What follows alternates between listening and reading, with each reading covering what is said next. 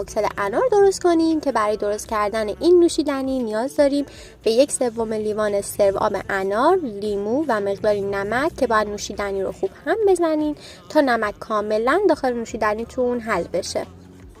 بعد تقریبا نصف لیوانتون رو پر یخ کنید. برای گارنیش ورقه لیمو یا دونه انار میتونید بذارید و دوباره یخ بریزید تا لیوان سروتون کاملا پر از یخ بشه.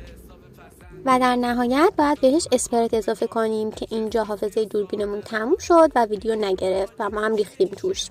همین تا نوشیدنیمون آماده بشه. چیزی رو می‌خواستم بهتون بگم، اگه امکانش هست لایک کنید که ویو بخوره. ما خیلی وقت داریم کار میکنیم و ویو نمیخوره و ما نیاز به حمایت شما برای ویو خوردن ویدیوهامون نیاز داریم. لطفاً لایک کنید که ویو بخوره. ممنونم. دوستتون دارم. بای. راستی صابم بکنید. بای. میشه کامنت هم بذاریم؟ تو رو خدا.